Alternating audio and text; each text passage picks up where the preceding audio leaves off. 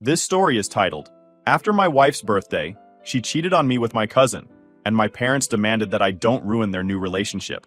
So I went and took the diamond bracelet and the car I had given her. Now she cries and asks for another chance. Hi everyone! Before we dive in, a quick favor. If you enjoy content like this, please hit the subscribe button. It's free, supports the channel, and makes sure you never miss out on amazing videos. Alright, let's get started. Alright, so let me just lay it out there because I honestly still can't believe this happened. My wife Jenna just turned 28, and I wanted to make her birthday one she'd never forget. Oh, she definitely won't forget it, but not for the reasons I had in mind. We'd been married for 3 years. Things weren't perfect, what marriage is, but I thought we were solid. I mean, I was the guy who made sure to remember anniversary, picked up her favorite snacks after work, and planned cute little dates even when I was swamped at work. So, when her birthday was coming up, I figured I'd go all out to show her how much she meant to me. The plan was simple. Surprise dinner with her close friends and family at her favorite Italian spot, a custom cake that matched her favorite flowers, lavender and daisies if you care, and the cherry on top, a diamond bracelet she'd been eyeing for months. It wasn't cheap, but I figured why not? You only turn 28 once, right? So the night kicks off, and everything's going great. Jenna's laughing. Everyone's toasting to her. And I feel like I nailed it. I even had her favorite song queued up for when they brought out the cake. Everyone was having a good time, and I was just happy watching her enjoy herself. But then, somewhere between dinner and the cake, I noticed she was gone. I wasn't immediately worried. She could have been in the bathroom or stepped out to make a call. No big deal. But then 15 minutes passed, then 20. That's when I started looking around. I asked a few people at the table if they'd seen her, but nobody knew where she was. I walked around the restaurant, checking the bar area and the front entrance, but no sign of her. Then I remembered there was a back hallway near the restrooms that led to a storage area. I thought, maybe she needed some air or something, so I headed that way, and that's when everything went straight to hell. As I got closer, I heard voices, low, hushed, and way too close. My stomach dropped, but I kept walking. The voices were coming from the coat closet at the end of the hall. The door wasn't fully shut, and I could see the faint glow of a phone screen through the crack. My brain was screaming at me to turn around, but I didn't. I pushed the door open, and there they were, Jenna and my cousin Tyler. They were all over each other, her hands in his hair, his hands around her waist. The look on their faces when they saw me is something I'll never forget. Jenna's eyes went wide, like a kid caught stealing candy. Tyler froze like he'd seen a ghost.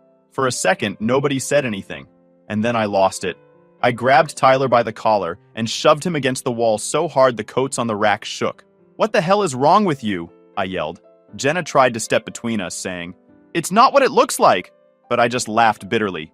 "Not what it looks like? You're making out with my cousin at your birthday party. What else could it be?" Tyler started mumbling something like, "It just happened." But I cut him off with, "You don't get to talk to me." I let him go and turned to Jenna. "Don't bother coming home tonight," I said, my voice shaking with anger. She opened her mouth to speak, but I wasn't interested. "We're done," I said, and walked out. The rest of the night was a blur. I didn't go back to the table, didn't explain anything to anyone. I just grabbed my car keys and drove. I ended up at a 24-hour diner, sitting in a booth by myself, trying to process what the hell just happened. How could she do this? And with Tyler, of all people. Tyler and I were never close. He's the guy in the family who's always bragging about how smooth he is, even though he's pushing 30 and still living off odd jobs and couch surfing. I should have known he'd pull something like this. But Jenna? I never saw that coming. When I finally went home, Jenna wasn't there. Good. I didn't want to see her. I spent the night replaying everything in my head, every moment that led up to finding them in that closet. Were there signs I missed? Did she ever seem distant? Was I just blind to it? The next morning, I woke up to a bunch of missed calls and texts from her. They all started with, "Can we talk?" and "It's not what you think," before turning into, "I'm sorry," and "Please don't do this." I ignored them all. What was there to say? She made her choice when she decided to hook up with Tyler in the middle of her birthday party. By noon, I got a call from my mom. She wanted to know what happened because Jenna had apparently told her we got into a fight. I told her the truth. "She was kissing Tyler at the restaurant," I said bluntly. There was silence on the other end before she sighed and said, "We'll talk later." Talk later? That's it?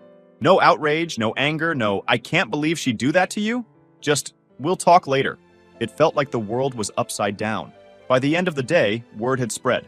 Family started calling me, some asking if it was true, others telling me to calm down and not do anything rash. Rash? Jenna destroyed our marriage, and I'm the one being told to calm down. That night, Jenna showed up at the house. I didn't let her in. She stood on the porch crying, saying she'd made a mistake and that we could work through it. I just stared at her through the window and said, "Go stay with Tyler. You two deserve each other." And that was that. At least for the time being. I thought I could at least rely on my family for support. You'd think they'd have my back, right? After all, my wife and my cousin betrayed me. Pretty straightforward, right? Wrong. Apparently, my family had other ideas about loyalty. 2 days after the disaster at the restaurant, my mom called and asked me to come over. "We need to talk," she said, with that tone she uses when she's trying to be serious. I figured it'd be a chance for them to check on me, offer some support, maybe even rip Tyler a new one for what he did. I wasn't expecting a full-blown intervention. I showed up at their house and immediately noticed the weird vibe. My dad was sitting at the dining table, his arms crossed, and my mom was pacing like she was rehearsing a speech in her head. The second I walked in, I knew this wasn't going to go the way I hoped. "Sit down," my dad said, motioning to the chair across from him. "No, hey, how are you holding up?" Or, "Sorry about what happened, just straight to business." I sat down anyway, figuring I'd hear them out. "We need to talk about Jenna and Tyler," my mom started. My stomach churned. I thought they were about to tell me Tyler had apologized, or maybe Jenna was leaving town. Nope. What came out of her mouth next made me want to flip the table. "Look, what happened wasn't ideal," she said, like they had accidentally spilled a drink at dinner. "But these things happen." "These things happen?" I repeated, my voice louder than I intended. "What does that even mean? She cheated on me with Tyler, in case you forgot." My dad held up his hand like he was a referee calling a timeout. "Son, we're not saying it's okay, but we need to be realistic. If Jenna and Tyler have feelings for each other, you can't force them to stay apart." I couldn't believe what I was hearing. I actually laughed, not because it was funny, but because it was so absurd. "Are you seriously trying to justify this? They were making out in a closet at her birthday party. She's my wife. Tyler's my cousin. What part of this is okay?" "Listen," my mom said, sitting down next to me, like she thought a softer tone would make this better. "Nobody's saying it's okay, but if they have something real..." "Something real?" I interrupted. "They've been sneaking around behind my back. That's not real. That's disgusting." At this point, my blood was boiling. I looked at my dad, hoping for some backup, but he just sighed and said, "You need to move on. Holding on to anger won't help anyone. Move on." That's what they wanted me to do. Just pretend like none of this happened. Let Jenna and Tyler skip off into the sunset and move on. It was like they were more concerned about keeping the family together than acknowledging the fact that I was the one who got screwed over. "You're unbelievable," I said, standing up. "You're seriously taking their side?" "We're not taking sides," my mom said quickly. "We just think it's better for everyone if we handle this calmly." "Calmly?" I laughed bitterly. "You want me to handle this calmly? Fine. Here's me being calm. I'm done with both of them. And if you want to keep making excuses for them, then I'm done with you too." My mom looked hurt, but I didn't care. I wasn't about to sit there and let them act like Jenna and Tyler's betrayal was just some minor inconvenience we could all work through. I stormed out, slamming the door behind me. On the drive home, I kept thinking about the conversation in my head. I couldn't wrap my mind around how they could be so nonchalant about everything. My wife cheated on me with my cousin, and my parents wanted to sweep it under the rug for the sake of family unity. It was insane. By the time I got home, my phone was blowing up with messages. Some were from Jenna, who was still trying to apologize and explain. The rest were from my parents, telling me I was being unreasonable and that I needed to come back so we could talk things through. Talk things through? What was there to talk about? Jenna and Tyler made their choices, and now they had to deal with the fallout. If my parents wanted to play peacemakers, that was on them. But I wasn't going to be part of their twisted idea of family. Later that night, my sister Emma called. Emma's the only one in the family who's ever really had my back. She's a few years younger than me, and she's always been the first to call people out on their BS. "I heard what happened," she said, skipping the small talk. "Mom and Dad are acting like idiots." "You don't have to tell me twice," I said. "I can't believe they're defending Jenna and Tyler." "They're not defending them," she said. "Not exactly. They just don't want the family to fall apart." "Well, newsflash, it already has," I snapped. "And it's not my fault." "I know," she said quickly. "I just wanted you to know that I'm on your side. What they did to you was disgusting, and you have every right to be pissed." Hearing that meant more to me than I expected. At least someone in my family understood what I was going through. "I appreciate that," I said. "But I don't know how I'm supposed to deal with Mom and Dad. They're acting like I'm the problem." "You're not," she said firmly. "They're just scared of confrontation. You know how they are. They avoid dealing with the real issues." We talked for a while longer, mostly about how messed up the whole situation was. By the time we hung up, I felt a little better, knowing Emma had my back, but the frustration with my parents was still there, simmering under the surface. The next day, my dad texted me, asking if I was ready to talk like adults. I didn't respond. I was done talking. They'd made their stance clear, and so had I. From that point on, I kept my distance. I didn't go over for Sunday dinners, didn't answer their calls, and didn't bother trying to explain myself anymore. If they couldn't see how wrong they were, then that was on them. It's funny how quickly people show their true colors when things go south. I thought my parents would be the first ones to stand by me, but instead, they chose to prioritize the people who stabbed me in the back. I don't know what their end game is, but I'm not playing along. If they want to defend Jenna and Tyler, they can have them. I'm out. I'll let you know about my next steps soon. Update 1. Alright, here's the next update because honestly, this just keeps getting crazier. After everything that happened with Jenna and Tyler, I was trying my best to move on, or at least keep my head down and not think about it. I had cut off most contact with my parents. I thought I'd already dealt with the worst of it. Jenna was out of the house, I wasn't answering her calls, and I was trying to focus on piecing my life back together.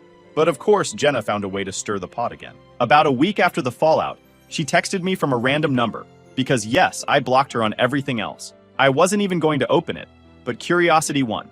The message started off with her usual nonsense. Please, can we just talk? I need to explain. Blah, blah, blah. I was about to delete it when I saw the last part. And I think I should keep the bracelet.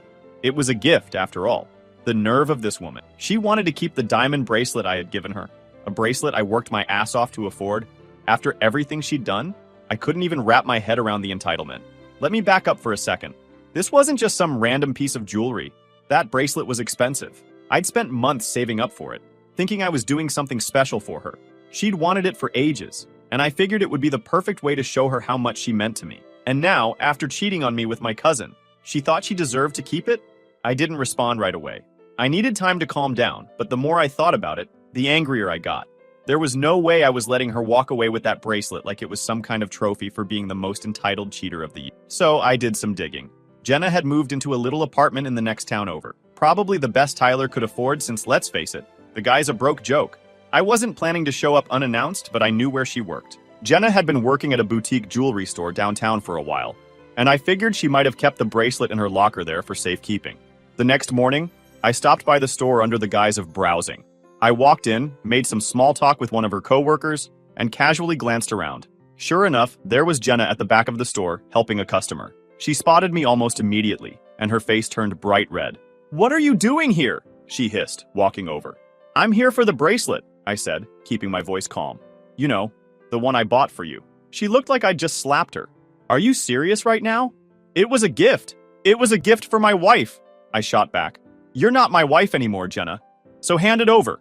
She stammered something about how unfair I was being, but I wasn't interested in hearing her excuses. "You can give it to me now, or I can involve the cops." "Your call," I said.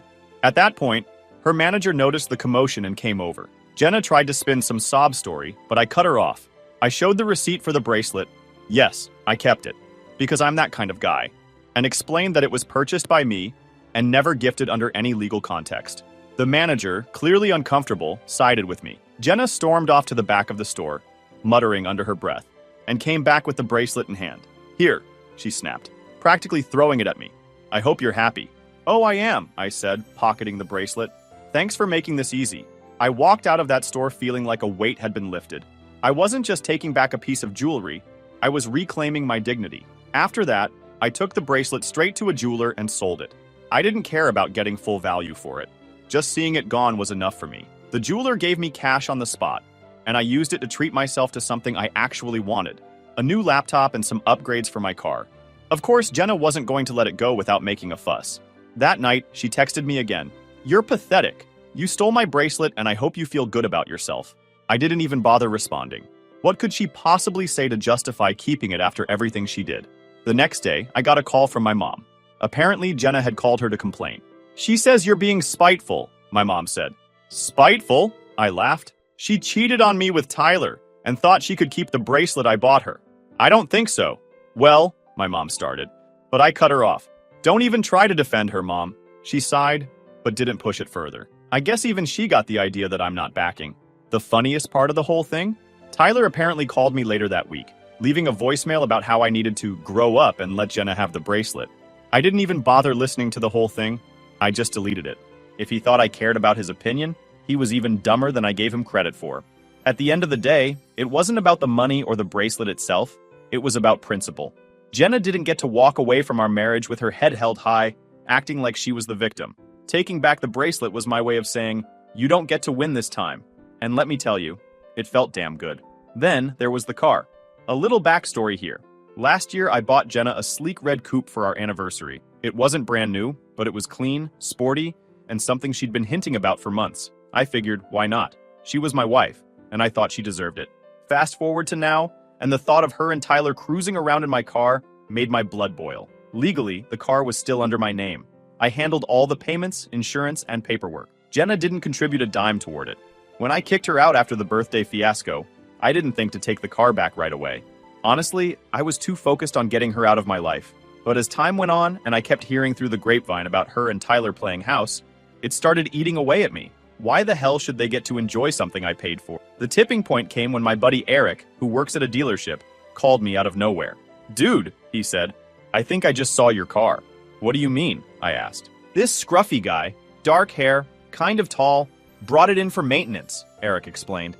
He seemed nervous, like he didn't know what he was doing. It didn't take a genius to figure out who he was talking about. Tyler. The nerve of this guy. Not only was he using my car, but he thought he could just waltz into a dealership and act like it was his? "Do me a favor," I told Eric. "Hold on to it. Don't let them take it back out. I'll be there first thing tomorrow." The next morning, I showed up at the dealership with all the paperwork proving the car was mine. The title, the insurance, everything. Eric had already explained the situation to his boss, so when I got there, it was pretty smooth. They handed me the keys and said, "It's all yours." Let me tell you, sliding into the driver's seat of that car felt amazing. It wasn't just about the car itself, it was about taking back something that was mine. I drove it out of that lot with the biggest grin on my face. Of course, it didn't take long for Jenna and Tyler to realize what had happened. Jenna called me first, which I ignored. Then came the texts. "Why did you take the car? We need it. You're being so petty. Just let us have it." Petty. The audacity of this woman. I didn't respond to her, but I wasn't about to let them guilt trip me into giving it back. Then Tyler called. I didn't recognize the number at first, so I picked up. "Yo, what's your problem, man?" he started, his voice all cocky like he thought he could intimidate me. "My problem?" I said, laughing. "You're driving a car I paid for. That's my problem." "You can't just take it," he shouted. "That's illegal." "Actually, it's not," I replied. "The car's in my name. Legally, it's mine. You might want to brush up on how ownership works." He started cussing me out, calling me childish and bitter. I just hung up. I wasn't about to waste my time arguing with someone who couldn't even hold down a job. The fallout from this was hilarious. Emma called me later that night, laughing so hard she could barely get the words out. "Tyler's losing his mind," she said. "He's telling everyone you stole the car and left them stranded." I couldn't help but laugh. Stranded? He's got 2 legs. He can figure it out. Apparently, Tyler and Jenna had been relying on the car for everything. Groceries, errands, even job hunting. Not that Tyler ever actually followed through with that. Without it, they were basically stuck. Emma said my parents were trying to mediate again, telling me I should have given them a heads up before taking the car. "Why would I do that?" I asked. "So they could try to hide it or trash it before I got there." She agreed with me, of course, but it didn't stop my mom from leaving me a voicemail later that night. "Honey, I understand you're upset, but taking the car wasn't the right way to handle this. They're struggling, and you're making things harder for them." I didn't even bother calling her back. Struggling? Maybe they should have thought about that before stabbing me in the back. The funniest part? A couple of days later, I found out Tyler tried to borrow money from my parents to get a new car. My dad told him to figure it out, which honestly surprised me. Maybe they were finally starting to see through his nonsense. As for me, I've been driving the car again, and it feels like justice every time I get behind the wheel. Every time I park it in front of my house, I smile a little, knowing that Jenna and Tyler are out there scrambling for rides. This whole situation has been a mess, but if there's one thing I've learned, it's this. You don't owe anyone anything, especially not people who've betrayed you. Taking back the car wasn't just about the car. It was about reminding myself that I'm not some doormat they can walk all over. So, to anyone out there dealing with entitled exes or shady family members, take your power back. Whether it's a car, a bracelet, or just your peace of mind, don't let them win. And to Tyler and Jenna, if by some miracle you're reading this, good luck catching the bus. I'll keep you guys updated. Thanks for sticking around. Update 2. Alright, so if you thought the drama with Jenna and Tyler was done after the whole car situation, buckle up. Turns out karma wasn't quite finished with those two yet. This time, the universe decided to take the wheel and show Tyler exactly what happens when you think you can coast through life on lies and entitlement. It all started with a call from Emma, my younger sister. At this point, she's pretty much my go-to source for updates about what's going on with the family, since I'm not exactly on speaking terms with most of them anymore. "You're not gonna believe this," she said, barely able to keep from laughing. "What now?" I asked, already bracing myself for some new nonsense involving Jenna and Tyler. "Tyler got arrested," she said, and I swear I almost dropped my phone. "Arrested? For what?" "Shoplifting," he replied, her voice dripping with amusement. "Apparently, he tried to steal a couple of cell phones from some electronics store and got caught red-handed. I'll admit, I laughed out loud when she told me. Of course Tyler would do something that stupid. This is the same guy who thought it was a good idea to hook up with my wife at her birthday party and then act like he was the victim when I took my car back. Honestly, it was only a matter of time before his recklessness caught up with him. Emma gave me the full rundown. Apparently, Tyler had been trying to flip the phones for quick cash, probably because he and Jenna were broke. He walked into the store, grabbed a couple of the display models, and tried to slip them into his bag like no one would notice. Unfortunately for him, the store had cameras everywhere, and the staff spotted him almost immediately. By the time he tried to walk out, there were 2 employees waiting for him at the door. They confronted him, called the cops, and Tyler ended up getting hauled off in handcuffs. I couldn't stop laughing as Emma told me the story. It was so perfectly Tyler, thinking he could just breeze through life without consequences, only to get slapped in the face by reality. "He's a real genius, huh?" I said, still chuckling. "It gets better," Emma said. "Guess who bailed him out?" "Let me guess," I said. "Mom and Dad?" "Yup," she confirmed. Mom was all, "We can't just leave him in there," and Dad went along with it. Unbelievable. My parents had bent over backward to defend Tyler, ever since this whole mess started, and now they were literally bailing him out of jail. "What about Jenna?" I asked. "Was she with him?" "She wasn't there when it happened," Emma said. "But I heard she's freaking out because now they're even more broke than before. Tyler had to promise to pay Mom and Dad back, but you know that's never going to happen." That part didn't surprise me at all. Tyler had never been good with money, or responsibility for that matter. He'd spent his entire life skating by, relying on his charm to get out of sticky situations. But charm only gets you so far when you're being booked for theft. Over the next few days, word of Tyler's arrest spread through the family like wildfire. Most people were trying to keep it hush-hush, but you know how gossip works. By the end of the week, everyone knew what happened. The reactions were pretty mixed. Some people, mostly my parents and Tyler's mom, tried to downplay it, saying it was just a mistake and that he was under a lot of stress. Meanwhile, others were outright roasting him for being so stupid. "Who tries to steal phones from a store with cameras everywhere?" one of my cousins said during a family group chat, which I'm thankfully not part of anymore, but got relayed to me by Emma. "Tyler, that's who," another cousin replied. The whole thing was a mess, and I was living for it. Not because I wanted to see Tyler fail, but because it was so satisfying to watch karma catch up to him. He'd spent so long thinking he could get away with anything, and now he was finally facing the consequences of his action. Jenna, on the other hand, was apparently not handling it well. According to Emma, she'd been trying to spin the whole thing as just a misunderstanding to anyone who would listen. "She's telling people Tyler was framed, or that the staff at the store overreacted," Emma said. "It's pathetic." "Framed?" I laughed. "What does she think this is? A crime drama?" It was clear that Jenna was desperate to keep up appearances, but the cracks in their little fairy tale life were getting harder and harder to ignore. Not long after the arrest, I got another call from Emma. "You're not going to believe this," she said, and by now, that phrase had become pretty standard in our conversations. "What now?" I asked, half expecting some new ridiculous twist. "Jenna's been calling around asking for money," she said. "Apparently Tyler's legal fees are adding up, and they're broke." I couldn't help but laugh. "And who's actually giving her money?" "Not many people," Emma said. "But she's trying. Even asked Mom and Dad again. But I think Dad finally put his foot down." Hearing that was surprising, but also a little satisfying. Maybe my parents were finally starting to realize that bailing out Tyler and Jenna wasn't their responsibility. As for me, I wasn't about to get involved. Let them figure it out. They made their bed, and now they had to lie in it. The funniest part of all this? Tyler's arrest completely destroyed whatever shred of credibility he had left in the family. Even some of the relatives who'd been defending him before were starting to see him for what he really was. A lazy, entitled screw-up who thought he was smarter than everyone else. And Jenna? She was stuck right in the middle of it. She'd hitched her wagon to Tyler, and now she was watching it crash and burn. The way I see it, this was the universe's way of evening the score. Tyler and Jenna thought they could betray me and walk away unscathed, but life had other plans. Now, they're broke, humiliated, and scrambling to pick up the pieces while I'm out here living my best life. It's funny how things work out sometimes. I'm now busy filing for divorce, but I'll get back to you with how it'll go, or if anything else comes up. Update 3.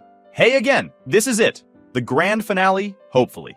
After months of Jenna and Tyler's nonsense, family drama, and more entitlement than I thought humanly possible, everything finally came to a head. And let me tell you, it was worth the wait. So, after Tyler's little stunt with the shoplifting and Jenna begging everyone for money, I thought I'd heard the last of them. They were broke, humiliated, and sinking fast, and I was content to let them drown in their own mess. But of course, Jenna had one more trick up her sleeve. It started with a call from my lawyer. "You're not going to like this," he said. Jenna's lawyer reached out.